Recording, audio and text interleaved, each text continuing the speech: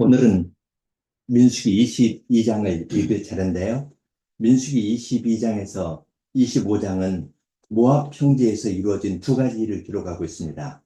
먼저 22장부터 24장까지 산 위에서는 모압 왕 발락이 발람을 청해서 이스라엘을 저주하려고 한 이야기가 있습니다. 그런데 발람은 이스라엘을 저주하는 대신 이스라엘을 축복하게 됩니다. 그런데 25장에서는 산 아래에서는 모압 여인과 미디안 여인이 이스라엘 남자들을 초청해서 이들이 간음을 행한 일이 있습니다. 모압 평지에서 있었던 이번 두 가지 일이 있는데요. 이제 26장으로 가면은 두 번째 인구 조사하는 이야기가 나옵니다.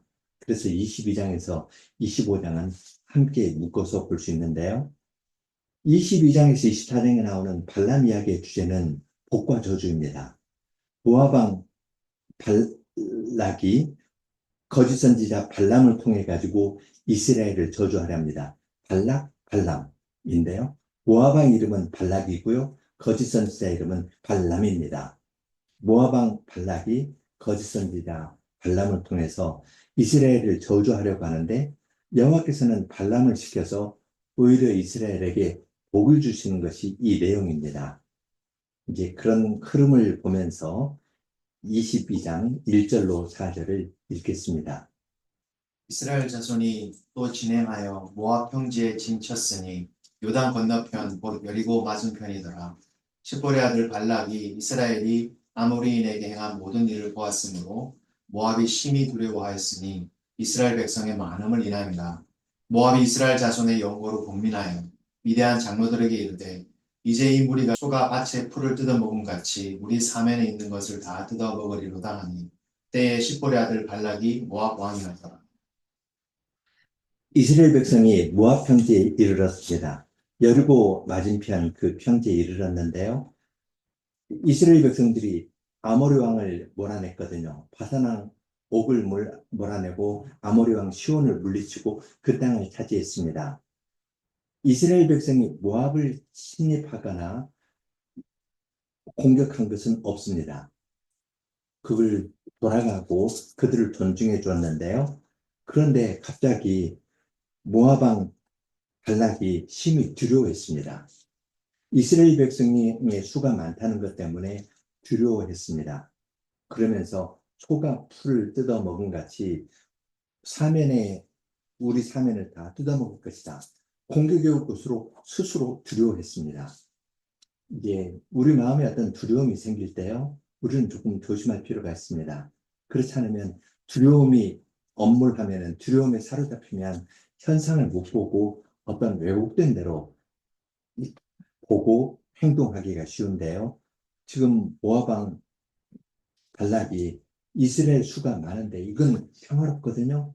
그런데 그들을 두려워하면서 이 사람들 없애려고 계획을 세우고 진행하는 것을 보는데요. 그 이야기를 미디안 장로들하고 나눠 삽니다. 그러면서 어떤 결론이 내려지겠죠? 5절, 6절입니다. 그가 사자를 부올의 아들 발람의 본향 강변 보돌에 보내어 발람을 부르게 하여 가로되 보라 한 민족이 애굽에서 나왔는데 그들이 지면에 덮여서 우리 맞은편에 거하였고 우리보다 강하니 청컨대 와서 나를 위하여 이 백성을 저주하라. 내가 혹 쳐서 이겨 이 땅에서 몰아내리라. 그대가 복을 비는 자는 복을 받고 저주하는 자는 저주를 받을 줄을 내가 알미니라. 이때 이제 국제적으로 아주 유명한 예언자가 있었는데요. 발람입니다. 그는 그 강변 부돌에 거했는데요. 유프라테스 강 근처에 부돌에 사는 발람을 불렀습니다. 그에게 이스라엘을 저주하면 나를 위해서 이스라엘 백성을 저주하라고 이야기합니다. 이 저주하는 것은 존재가 없어지는 걸 의미하거든요. 그래서 부모를 저주하는 자는 돌로 쳐라. 왜냐하면 부모가 없어지길 바라는 사람은 그도 없어지도록 하라는 것이 하나님의 명령이었는데요. 이때 저주는 단순히 욕하는 것가 아니라 존재가 없어지길 바라는 겁니다. 그렇게 하면은 그의 저주가 효력이 있어서 이스라엘을 우리가 쳐서 이기고 몰아내 주실 것이다. 내가 저주하면 발람, 당신이 저주하는 사람은 저주받고 없어질 것으로 믿는다. 하면서 사신을 보냈습니다. 7절, 8절 보죠. 모압 장로들과 미디안 장로들이 손에 복수로 예물을 가지고 떠나 발람에게 이르러 발락의 말로 그에게 고하매 발람이 그들에게 이르되 이 밤에 여기서 유숙하라. 여호와께서 내게 이르시는 대로 너희에게 대답하리라. 모압 귀족들이 발람에게서 유하니라. 발락이 장로들과를 보내는데요. 모압의 장로들, 미디안 장로들, 이 사람들을 함께 보냅니다.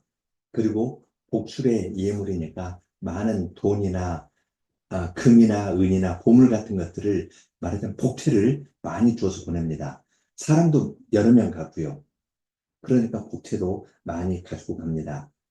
그러니까 그 돈을 보고 이제 발람은 말합니다. 여기에 유숙하라. 내가 여호와에게 한번 물어보고 여호와의 말을 듣고 너희에게 대답하라고 이야기를 합니다. 그 밤에 여호와에게 묻겠다 이야기를 하죠. 9절로 13절입니다. 하나님이 발람에게 임하여 가라사대 너와 함께한 이 사람들이 누구냐? 발람이 하나님께 고하되 모압 왕 십볼의 아들 발락이 내게 보낸 자라. 이르기를 보라 애굽에서 나온 민족이 있어 지면에 덮였으니 이제 와서 나를 위하여 그들을 저주하라. 내가 혹 그들을 쳐서 몰아낼 수 있으리라 하나이다. 하나님이 발람에게 이르시되 너는 그들과 함께 가지도 말고 그 백성을 저주하지도 말라. 그들은 복을 받은 자니라.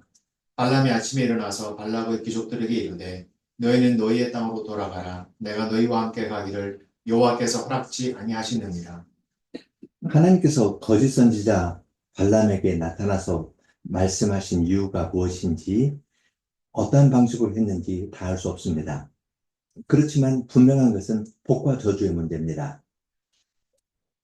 하나님께서 발람에게 물으시죠. 그러니까 발람은 십볼의 아들 모압왕 발락이 나에게 이러이러한 청을 합니다. 하면서 그들을 저주하도록 한다. 그렇게 이야기를 하니까 하나님께서 발람에게 말씀하십니다. 그 백성 저주하지 말라. 그들은 복을 받은 자니라. 하나님께서 아브라함에게 말씀하시죠. 너를 축복하는 자에게 내가 복을 내리고 너를 저주하는 자에게 내가 저주할 것이다. 부르시면서 아브라함을 부르시면서 창세기 12장 3절에서 말씀하셨는데요. 그 말씀대로 하나님께서는 발람이 저주하려고 하는데 하나님께서는 발람의 말을 사용해서 이스라엘을 복을 주기를 원하셔서 그 방향으로 일을 이루어 나가시는 것을 알 수 있습니다. 하나님께서는 그들과 함께 가지도 말고 그들에게 저주하지도 말라. 그렇게 명령하셨습니다. 그러니까 발람이 아침에 일어나서 발락이 보낸 귀족들에게 이야기를 했습니다. 여호와께서 가지 말라 했다. 그렇게 대답하죠. 그 다음 전개되는 것이 14절로 17절입니다. 모압 귀족들이 일어나 발락에게로 가서 고하되 발람이 우리와 함께 오기를 거절하더이다. 발락이 다시 그들보다 더 높은 귀족들을 더 많이 보내매 그들이 발람에게로 나아가서 그에게 이르되 십볼의 아들 발락의 말씀에 청컨대 아무 것에도 거리끼지 말고 내게로 오라. 내가 그대를 높여 크게 존귀케 하고 그대가 내게 말하는 것은 무엇이든지 시행하리니 청컨대 와서 나를 위하여 이 백성을 저주하라 하시더이다. 예, 귀족들이 와서 발락에게 이야기를 합니다. 발람이 오기를 거절합니다. 하니까 발락은 다른 것 생각하지 않습니다. 더 높은 귀족들을 보내고 더 많은 복채를 보냅니다. 그러면서 아무것도 하지 말고 나에게 와라. 내가 그대를 높여 존귀케 할 것이고 내가 원하는 것은 무엇인지 다 들어주겠다. 한 가지만 내라. 그것은 나를 위하여 이 백성을 저주하라. 그렇게 이야기를 합니다. 복과 저주가 이야기의 핵심인 것을 알 수 있죠. 18절로 21절입니다. 발람이 발락의 신하들에게 대답하여 가로되 발락이 그 집에 은금을 가득히 채워서 내게 줄지라도 내가 능히 여호와 내 하나님의 말씀을 어기어 덜하거나 더하지 못하겠노라. 그런즉 이제 너희도 이 밤에 여기서 유하라. 여호와께서 내게 무슨 말씀을 더하실는지 알아보리라. 밤에 하나님이 발람에게 임하여 이르시되 그 사람들이 너를 부르러 왔거든 일어나 함께 가라. 그러나 내가 내게 이르는 말만 준행할지니라. 발람이 아침에 일어나서 자기 나귀에 안장을 지우고 모압 귀족들과 함께 행하니 발람이 발락의 신하들에게 이야기를 합니다. 발락이 자기 집에 은금으로 가득 채워서 줄지라도 하나님의 말씀을 더하거나 거기서 덜하지 못하겠다. 그렇게 분명하게 이야기를 하는데요. 원래 거짓 선지자들이 그렇듯이 옳은 말 하고 다른 말 하나 살짝 덧붙입니다. 그런데 하나님께서 나에게 무슨 말 할지 오늘 저녁에 무슨 말 할지 한번 들어봐 보자. 그렇게 이야기를 합니다. 그 모든 상황을 아신 하나님께서 밤에 발락에게 말씀하십니다. 가라. 그렇지만 내가 너에게 이르는 그 말만 해라. 내가 시키는 그 말만 하고 다른 말 하지 마라. 그렇게 단속해서 보냈습니다. 그렇지만 거짓 선지자 발람이 그럴까요? 이제 하나님께서 그를 단속시키시는데요. 무엇을 통해서 단속시키냐면 나귀를 통해서 그를 단속시키십니다. 22절로 25절입니다. 그가 행함을 인하여 하나님이 진노하심으로 여호와의 사자가 그를 막으려고 길에 서니라. 발람은 자기 나귀를 타고 그 두 종은 그와 함께 있더니 나귀가 여호와의 사자가 칼을 빼어 손에 들고 길에 선 것을 보고 길에서 떠나 밭으로 들어간지라. 발람이 나귀를 길로 돌이키려고 채찍질하니 여호와의 사자는 포도원 사이 좁은 길에 섰고 좌우에는 담이 있더라. 나귀가 여호와의 사자를 보고 몸에 담을 대고 발람의 발을 그 담에 비벼 상하게 하매 발람이 다시 채찍질하니 이제 세 번 여호와의 사자가 나귀에게 나타나는 이야기가 있는데요. 먼저 첫 번째는 길을 막습니다. 지금 발람은 나귀를 타고 가고 있고 양 옆에 시종이 두 종이 이제 따라가고 있거든요. 길에 여호와의 사자가 칼을 딱 들고 막고 있으니까 나귀가 그것을 보고 그리 가면 죽을 것 같으니까 밭으로 포도원이 있는 그 밭으로 좁은 길로 들어갔습니다. 그랬더니 왜 저쪽으로 가냐고 발람이 채찍질을 했는데 나귀는 맞으면서도 돌이키지 않고 살려고 좁은 길로 갔습니다.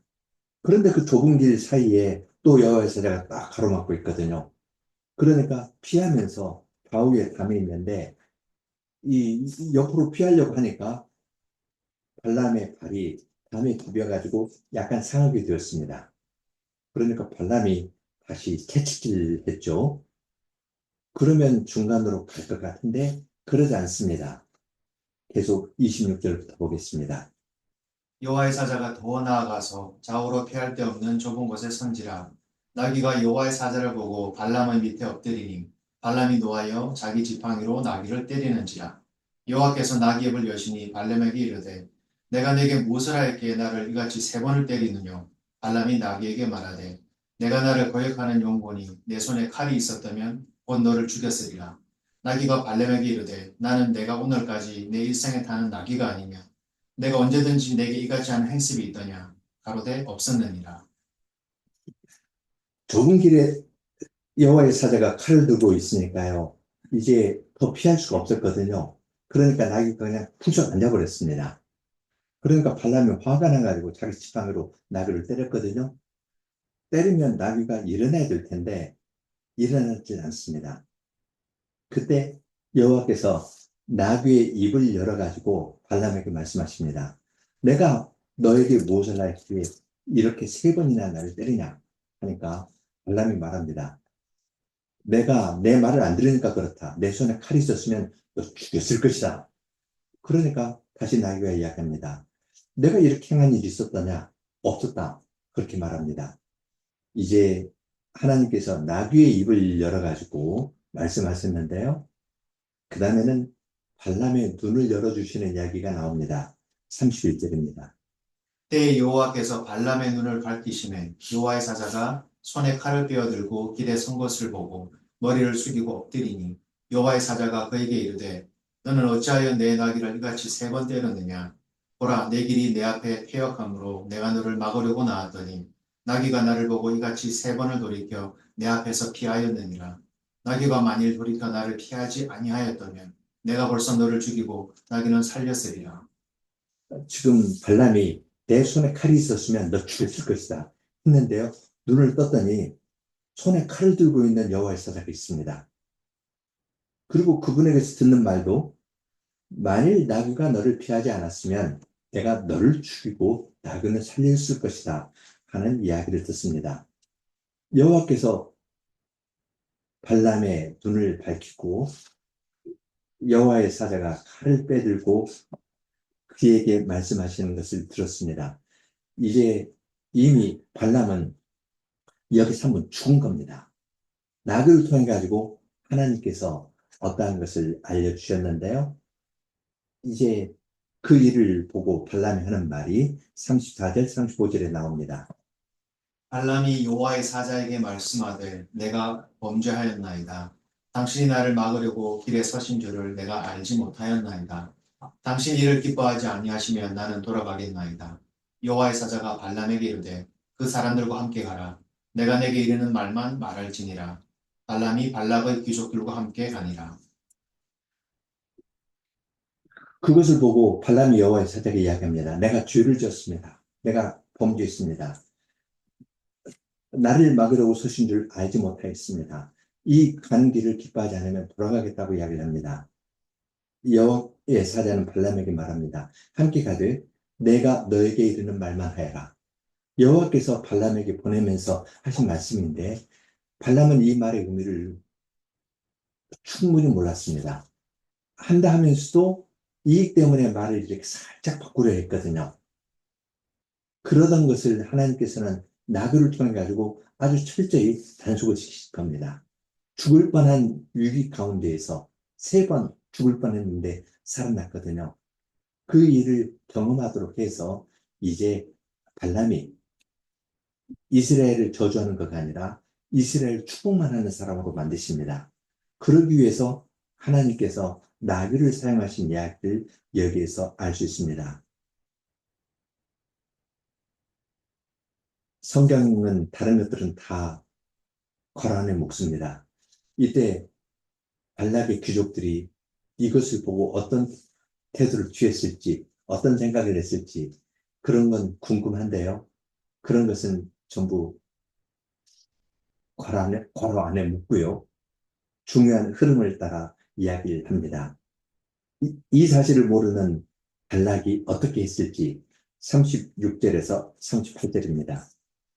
발락이 발람의 온담을 듣고 모압 변경의 끝 아르논 가에 있는 성읍까지 가서 그를 영접하고 발락이 발람에게 이르되 내가 특별히 보내어 그대를 부르지 아니하였느냐 그대가 어찌 내게 오지 아니하였느냐 내가 어찌 그대를 높여 존귀케 하지 못하겠느냐 발람이 발락에게 이르되 내가 오기는 하였으나 무엇을 임의로 말할 수 있으리이까 하나님이 내 입에 주시는 말씀 그것을 말할 뿐이니이다. 한번 이 광경과 표정을 한번 생각해 보십시오. 지금 발락은 공들여 가지고 2번째 사람 보내 가지고 더 많은 귀족들 해서 공을 들였거든요. 온다는 이야기를 듣고 국경 끝까지 나가서 영접합니다.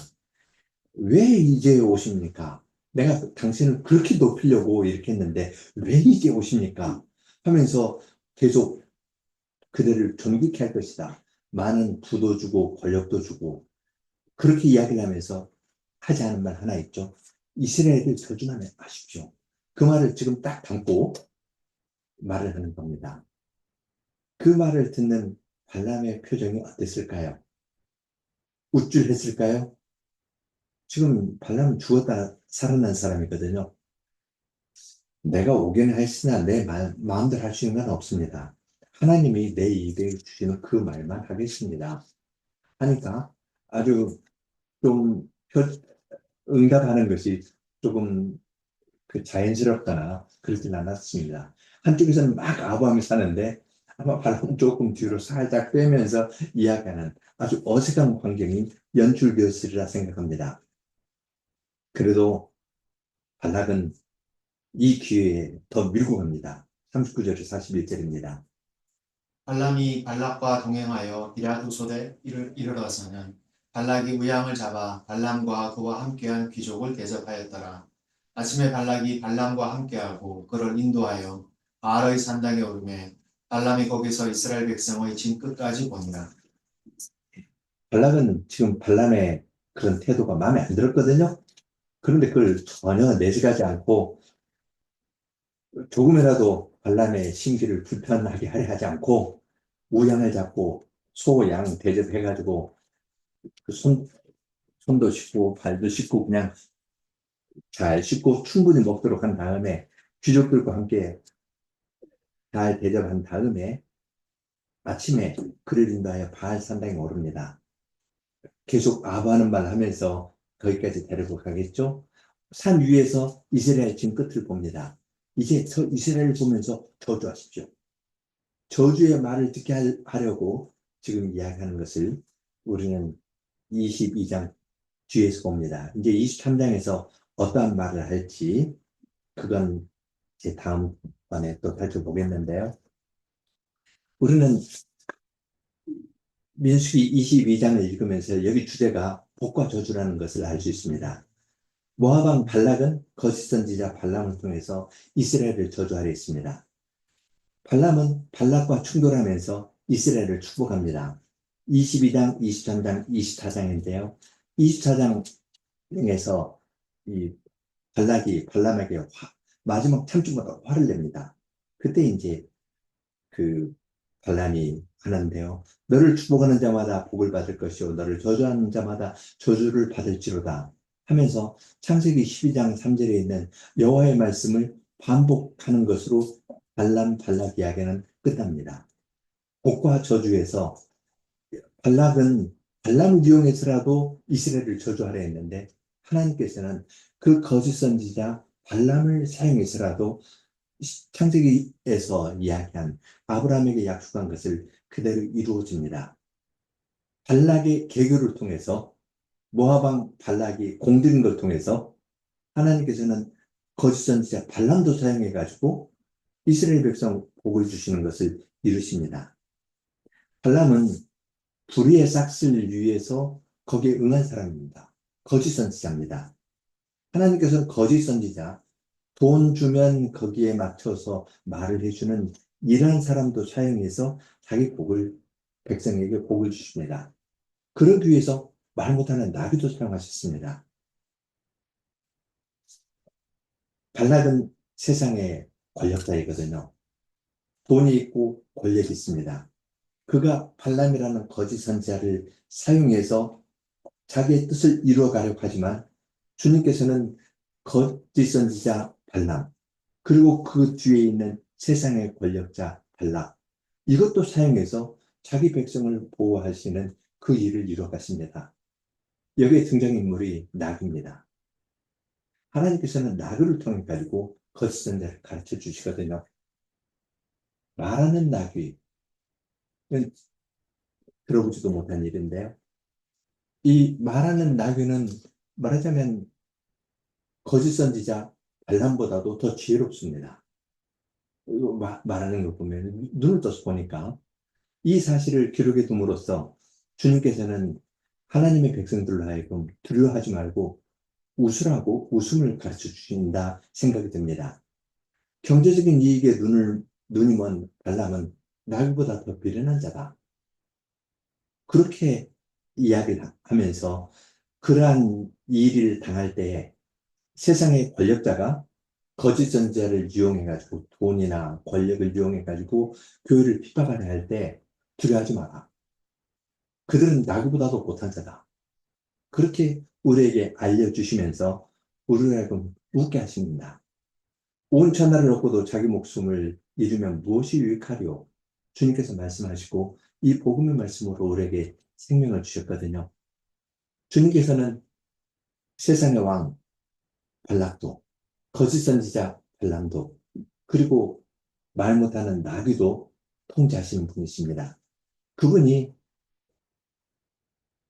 지금 이 밑에서 25장 가면은 모압 여인들하고 음행하는 이스라엘이거든요.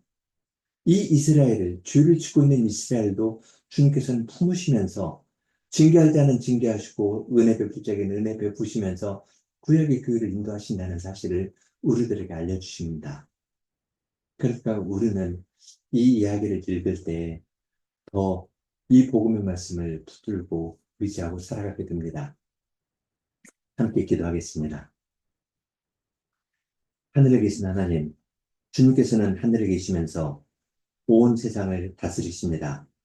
눈으로 보기에는 세상의 권력자가 자기의 이익을 위하여 거짓 선지자들을 돈을 주고 고용하여 자기의 뜻을 이루어 가려 하시지만은 주님께서는 그러한 세상이 나귀만도 못하다는 사실을 알려주시면서 이 모든 것을 통제하여 주님의 백성에게 복을 주시려는 아브라함에게 복을 주시려는 그 언약을 주님께서 친히 이루어 나가신다는 사실을 저희들에게 알려주십니다.